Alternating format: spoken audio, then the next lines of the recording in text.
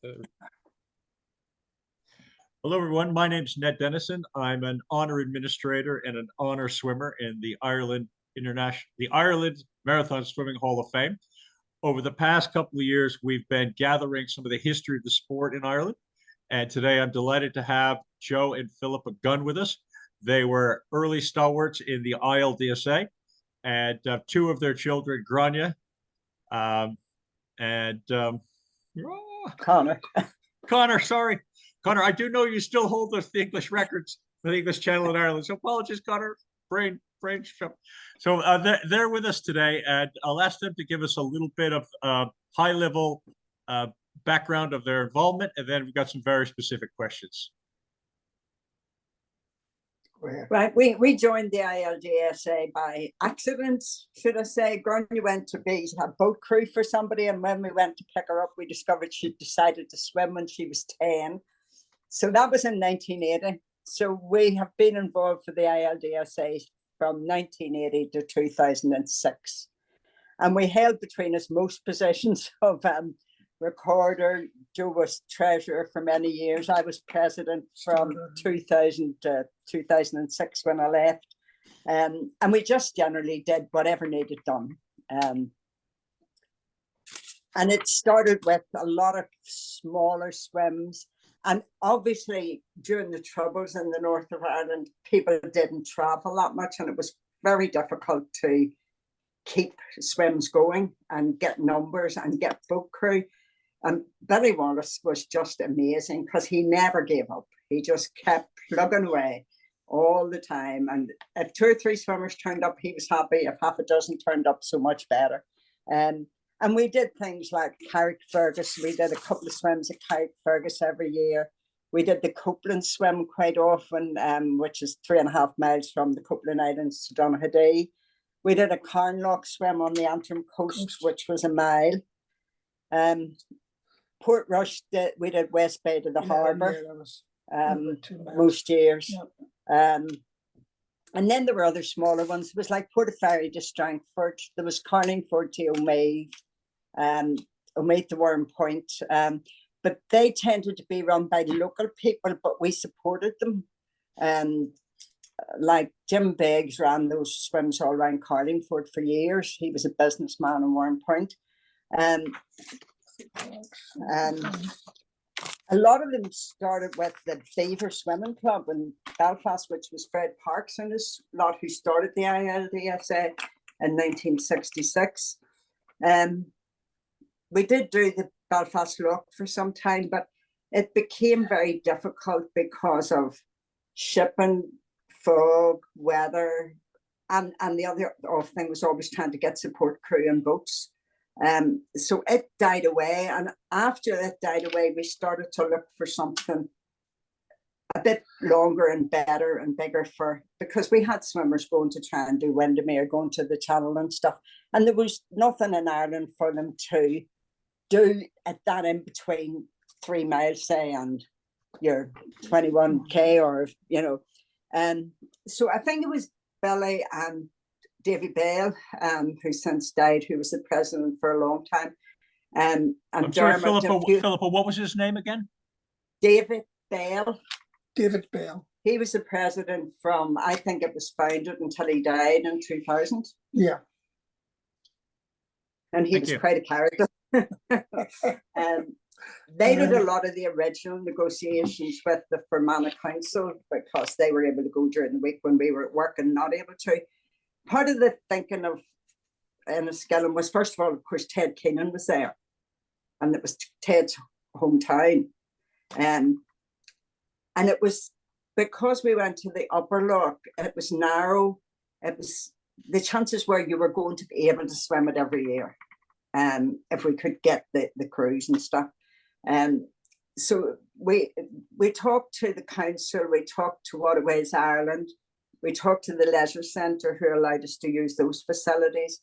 We talked to the police who kept a launch on Lough Erne, and they kept the Lady Grey, the launch there, and they did lead boat for us for a long time every year. And I think they quite enjoyed an excuse to get out in the lake in their boat. so eventually, anyway, we thought, well, like, just let's go for this and see how it goes. And it actually just, I mean, even from the very first year, it went really well. And we had English swimmers, Scottish swimmers, we've had Americans, we've had Belgians, you know. And it became quite a very social occasion as well. Did you have a test swim? Did you throw your daughter out there before the first year and say, No. we're going to be in the pub 20K up there, come No, talk to no, us when you're done? unfortunately, she was at university. No, I think what happened was Billy did a wee bit, Dermot did a bit. You know, we did sort of from Kerrybridge to Ballinalek to see how that would go, and then somebody did to Kellyhealth, and it was all done in stages. We didn't make anybody do the whole thing. Okay.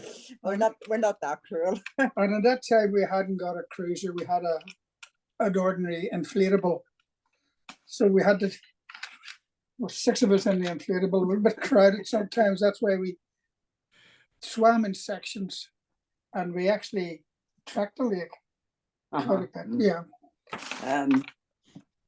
Eventually, we took our own boat up from being in the sea in Greensport. We took it to the lakes and used it every year. How important was the influence of the BLDSA in your planning? Did they help you with kind of Windermere tips, or did they say off with you? No, well, I don't think we asked them, to be honest. You know, I mean, we'd been to Windermere a few times, obviously, and we'd been as an Irish team at the first World Championships. But it was just that idea, if we could have something set on the same idea, really, on a set date every year, the people could mark that in their calendar. If you want to do it, that's when it is. And it's not movable, because it's very difficult for people to make arrangements if things keep shifting about. We did look at Loch Day, which is one of the biggest freshwater lochs. But again, that was subject to weather conditions. And when it's rough in the loch, you don't want to be on it. Very small waves smashing. So yeah, we tried that. We did a relay across Loch Ness. The first time we had to give up, but the second time we got across. But that was with the relay, but it's too big and exposed, a lot of water. For anybody listening, just imagine those swims you went to on the west coast of Ireland that happened 1 out of 5 times. And that's all you need to know. Yeah, that was exactly the thinking behind, but that's the thing behind going to the upper loch as opposed to the lower loch in Fermanagh, you know. What surprises did you get in the first couple of years? What did you learn that you didn't expect? Oh, Windermere was one eye opener. No, but I'd look. Ernie's talking about. Just look. What I didn't appreciate was how much nervous energy I would expand. It was petrifying. You put all these swimmers in, and thank goodness we had City of Derry Canoe Club were very good. They always sent 5 or 6 canoes. The Lakeland Forum canoeists were good, and we had a couple of Bangor men. Eddie Officer, who was a coach in Bangor, and his brother used to always come. Now, I don't know if he was still canoeing when you swam it, but Derek Allen from Enniskillen canoed the first one, and he had canoed everyone up to the 25th, when the last one we were over for. His name is Des Allen? Derek. Derek. D-E-R-E-K. Allen. Allen. A-L-L-E-N. And he was amazing. And of course, after 25 years of experience, he knew exactly how to get the swimmers done the course. So for everybody listening, when you're organizing a swim of any kind, but particularly a long swim, even when everyone has a canoe, and even when shore's probably no more than 100 meters away at any given point, you're standing at the end with a clipboard, and you're desperate to have the last one out and safe. Absolutely. And it doesn't matter if they're the finest swimmers in the world, doesn't matter if there's just 2 of them, until the last one is out and mumbles something like, I'm never coming back, or I had a great time. Doesn't really matter what they mumble. Until that happens, you are always nervous. Looking back, what were your personal highlights of the swim? And don't talk to me about Connor and Grania winning every year for 35 years in a row or something. talk about the people we met through it. Yeah. We made some tremendous lifelong friends through that swim. We've had, you know, Jimmy Tinsley come from Liverpool to New Zealand to visit us and stuff. You know, the Blairs in Scotland have been lifelong friends, always stayed with us when they came. So it was more the people you met. And we always had a really nice meal, a lot of music, and a good party afterwards. And that was always good as well.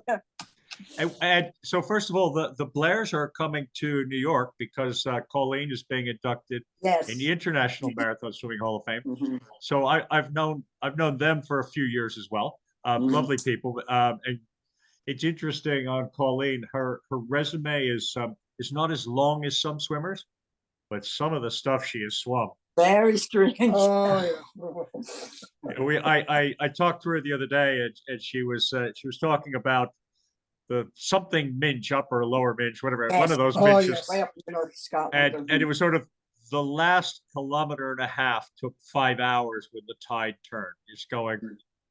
Oh, and it's probably about 9 degrees or oh something. yeah. It was a chilly thing. So one of the things I have to ask with a smile on my face is one of the highlights of my swim in Locker a couple of years ago was I was swimming along, and all of a sudden there was some sort of event, and I wasn't sure if a kayak had fallen from the sky and landed on me, or something. And what happened was a swan had attacked me, and you know, stars and big thumps, and the swan backed off for a second, circled around for the next go. But having played water polo for a few years, I gave it a good old kick the second time, didn't see that coming. And then the canoer got in the middle of it all. Was I the only person ever to be attacked by a swan out there? You certainly were the only person ever attacked by a swan that I know of, but Grania had a close encounter with a cow. Just coming past the Killyhelvan, a cow decided he was going to swim across to the island. So all of a sudden, this huge cow appeared in front of Grania. C-A-R, car. Cow, C-O-W. C-O-W. Oh, cow. Sorry. Because you know, they go back and forward there. Well, I think she didn't quite know what this black blob was. So that was the worst, I think, that we experienced. No, but swans are nasty. So you were involved for a long time. Yeah. And one of the challenges in the sport, which won't surprise you, is we have loads and loads of people who want to swim.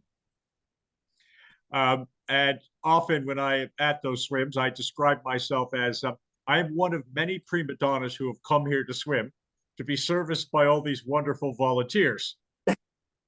Don't forget to thank each of them 4 times each, because they're not getting paid. And whatever little bit of money you put in is going for food, music, charity, whatever it is. Tell us why you did it, especially maybe after your kids had kind of disappeared off the scene. What was the joy in it? I think we've always been givers. We were very, very involved with Bangor Swimming Club as well. And Joe did a lot of coaching there, and he coached the water polo team in Templemore. And we're just the kind of people, when we say we're going to do something, we do it, you know. And I mean, there was no way when the kids left home that we were ever going to give up. We were enjoying the people there. We enjoyed the crack at the swims. We knew a lot of the people. And it was just nearly a way of life. Well, our home was an open home. Colleen Blair used to come and stay with us. All the time. Yeah. Everybody. Because we lived at Orlock, which is where the North Channel used to start. Which is why I very often ended up being observer on the North Channel, because it was handy. And no, we just would never have given it away, you know. You must except look we at came to New Zealand. You must look at the North Channel numbers now and just wonder. 100 plus now, and yeah, it's become a real event. As a teenager, going out with a friend on the back of his wee Vespa scooter to try and watch Florence Chadwick starting the Channel Swim. And of course, it was pitch dark. We couldn't see a thing. But that time that we took Alison straight out of the North Channel, we got a phone call. God said, quick, me a get an doctor. ambulance down to the harbour, quick, please. Get me a doctor. So we got Dr. Jerry Gould. He came. We got them, and we entertained them for. Well, he put her in the back of our camper van and resuscitated her. So for those who aren't familiar, Alison Streeter, MBE, until recently was the queen of the channel with 43 crossings, including a triple. The story goes, and you might be able to remove the urban myth from reality. The story goes that on her first attempt of the North Channel, she kind of didn't make the last little bit. I'm told that when they pulled her in the boat, she was still swimming, and Frida, her mother, was sitting on top of her. She later went. She went back a couple of weeks later, a little bit pissed off, and completed the swim, and has since done 3 North Channel swims. So that, in case anybody doesn't know who Alison Streeter is, that's who she is. Her mother, Frida. We know. Her and Frida used to stay with us. And when Frida said swim, they swam. Go ahead, Joe. No.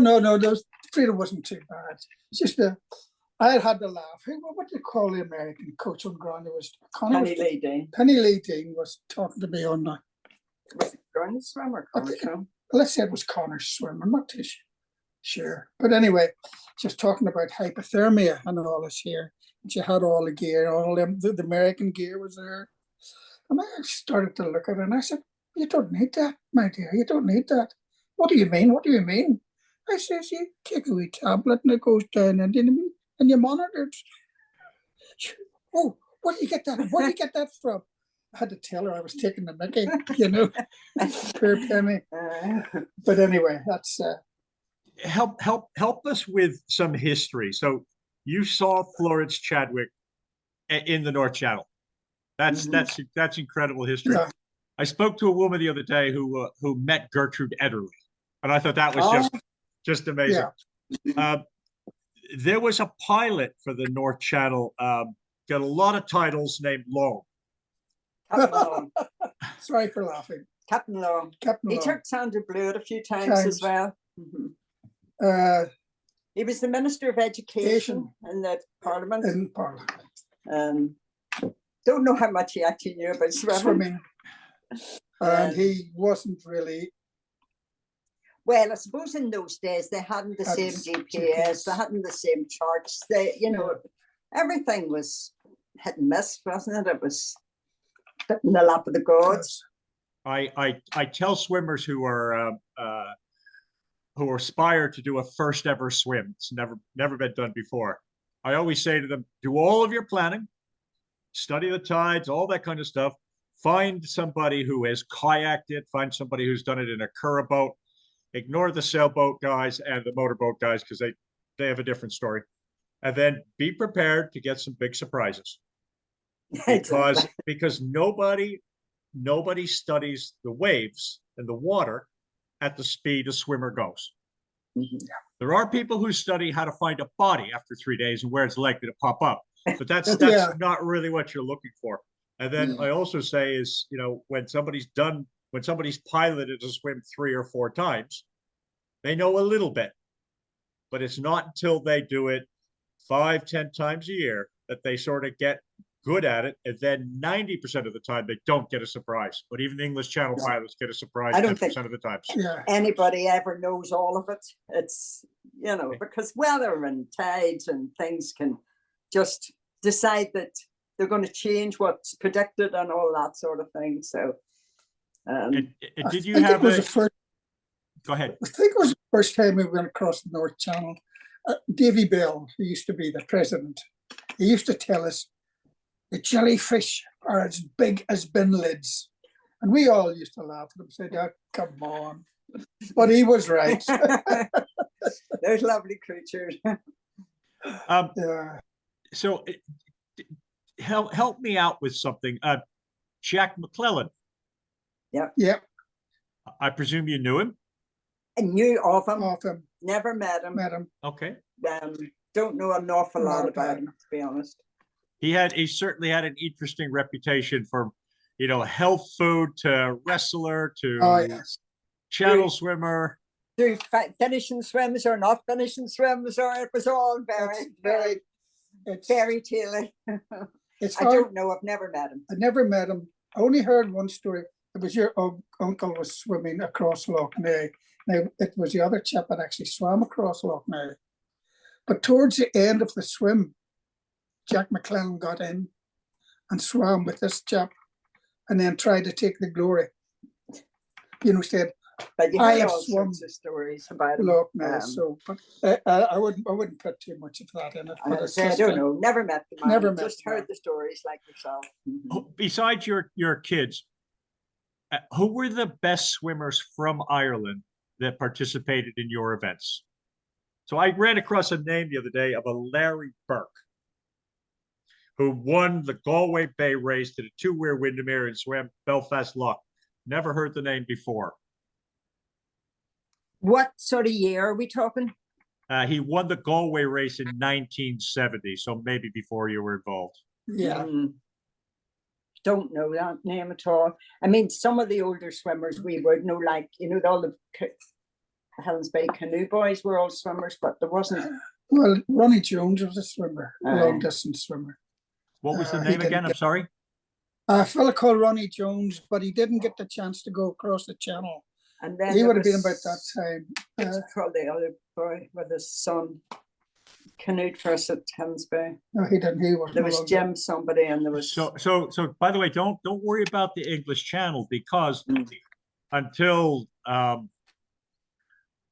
Ray and Ted did the channel, there were no successes from Ireland, and after those No. two guys, there was a long period of only a handful, including your kids. So there were a number of people who aspired to do the channel from Ireland who either didn't make it or didn't get there or couldn't get it. But I'm just looking for people who would have been doing 10 kilometers plus in those early days that their names have disappeared from everyone's memory. Well, say when we joined, it would have been, there would have been a generation maybe who would now be in their 60s. There would have been Stephen Gould and Stevie McMahon and Dermot Duffy, that whole sort of group. But, prior to, like, in the late 60s and 70s, we wouldn't really know those people. Okay. How about in the 80s and 90s? Well, then, there was too much trouble. Well, then you had Keith Campbell and you had Dermot and you had the two Stevie McMahon, Stevie Gould, you had Peter Legg. Yeah, Peter. Peter's daughter, Kerry, was a very good swimmer. Who else had we? With Tracy Gates, Yeah. with the wee girl Campbell, Sarah Hill. Sarah Hill, yeah. I'm going to ask you, Philippa, hopefully in the coming days to jot those down for me, so I want to capture the names, and it'll go somewhere online to say, these were the names frequenting the long distance scene for kind of 10K plus in that era. And then if they get in touch with us and fill in their resumes, that's absolutely fine and fantastic. You mentioned earlier the Troubles, and when I first came to Ireland and started doing long distance swimming, there was still a kind of a chasm between the north and the south for swimming, and I think now that's literally gone. It doesn't exist anymore. But tell us a little bit about the challenges of. I know the ILDSA tried to run some swims down south. I know some southern swimmers tried to come up north. Just give some flavor of the difficulties. No, a lot of southern swimmers came up. They came up but for not- Loch Ness. Oh, sorry, for But for they the came up swims. for Lochgarn, but that was the troubles. I mean, certainly the late 70s, 80s, 80s. we did run a swim in Sheelan and Cavan for a while, but then it got, people just weren't afraid to travel over the border, and you had all the roadblocks and you just didn't know. The same, I think, that they tried to couple up by Rathmullen, and they just eventually petered out because, and then even if you could get the swimmers there, where were you going to get the local people to come and canoe for you or produce boats for you? Because people were just nervous and they were careful about where they went and who they mixed with. And if you didn't know who you were going to meet, you didn't go. So for people listening, if you drove to the north with a Cork registered car, you were met at the border with somebody with a gun. The barrel of the gun was often your general direction. You were questioned. It was uncomfortable, and depending on your views or affiliations, if you made the wrong left-hand turn, you might have gone into a neighborhood you didn't want to go into. Exactly. And whether that meant certain kinds of murals or the curbstones were painted with Union Jacks, you were kind of a different place. For Americans who might be listening to this, it's kind of like gang colors in Los Angeles in a certain period of time. It's a bad example, but it's as close as I can come to that. Can you imagine when your name's Gunn and you get stopped at an army checkpoint and they say, "What's your name?" and you say Gunn, and of course they assume that you're trying to be funny, and then they take your car apart. Oh, yeah. Like, I used to take the boys from Newry and the Connors water polo boys down to Dublin every Sunday for Irish water polo training before any of them were old enough to drive. And one day I'm driving and the soldier says to me, "Going to the match?" And I said, "I am." And he said, "Oh, who's going to win?" And I can't remember who it was. I said, "Oh, hopefully Mayo or something." And the boys were all, but. So anyway, I drive off quickly and they say, "But we're not going to the match." I said, "I know, but you just say whatever." Everybody don't know where that day was going to Croke Park. It was just so when the 4 or 5 boys started driving themselves, it was just a pantomime because 5 teenage boys in a car, they just took them apart every week. So what was your motivation to relocate to New Zealand, and tell us about your life? Well, we came out here in 2000. We came to the Sydney Olympics. And we spent 5 or 6 weeks in Australia, and then we came over here, and Grania and Ivan had just got married and they were living in Rotorua. So we bought a camper van and we stayed for 6 months. Then we just traveled the country. And we came back in 2002 and we did the same thing. And we thought, oh, we might actually move. It's quite nice. And then Grania said, "No, I'm going back to Switzerland to university." So there wasn't much point in us being in New Zealand if she was going to be in Switzerland. So when they were coming back from Switzerland, they said, "We would like you to come with us." So we thought we'd come and give it a go. So we did. And it's worked out well. Yeah. So when she said she was going to Switzerland, did you think she was just trying to avoid you?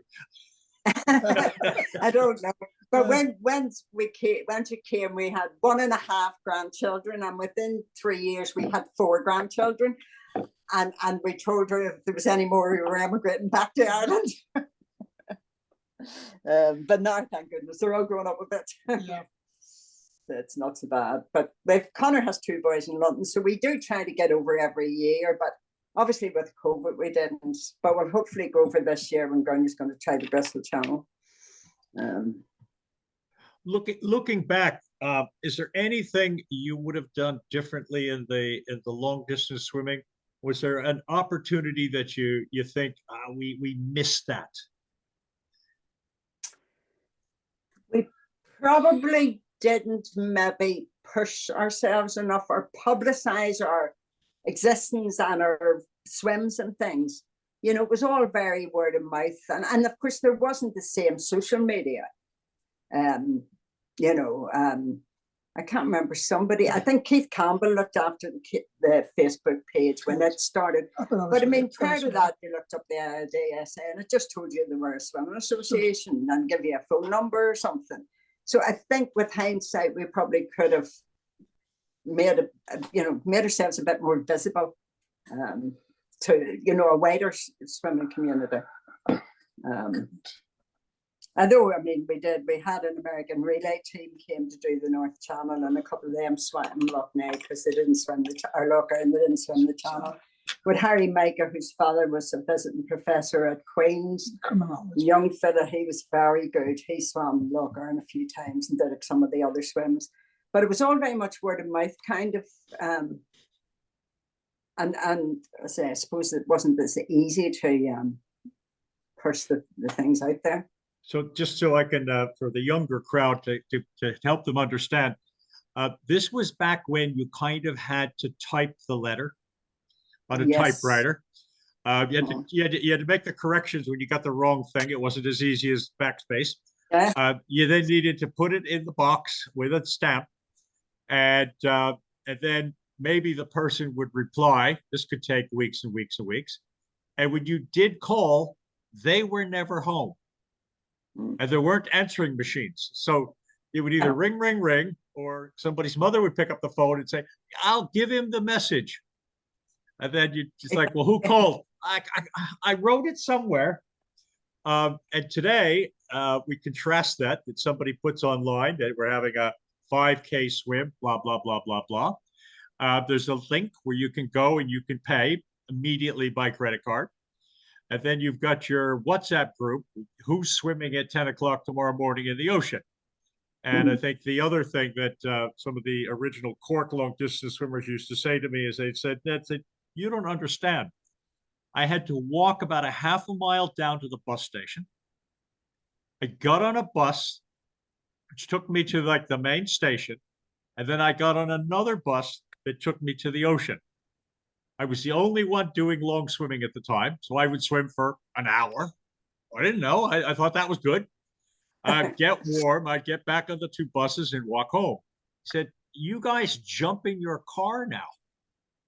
And you go down to the ocean and there's 10 of you. And you have a plan. And because you took your car, somebody's always got some biscuits and you got plenty of flasks and you got lots of warm clothes. And you got a dry robe and a warm car. Yeah, dry robe and a warm car. So he said, you just, it was just difficult and we had no idea what we were doing.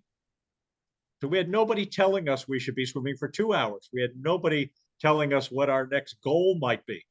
And then as far as, getting on an Aer Lingus plane and flying to Australia to swim the Rottnest, that was like 3 months' wages. You just weren't doing that. Yeah, now you get on a cheap flight, you save money by not being at home. So it was a different world. It was absolutely a different world. And I mean, just something when you said about the North and the South there, after Grania did the Channel, she wanted to do Dublin Bay and they wouldn't let her because she wasn't 18. Because she wasn't what? She wasn't 18. Oh, 18. You had to be over 18.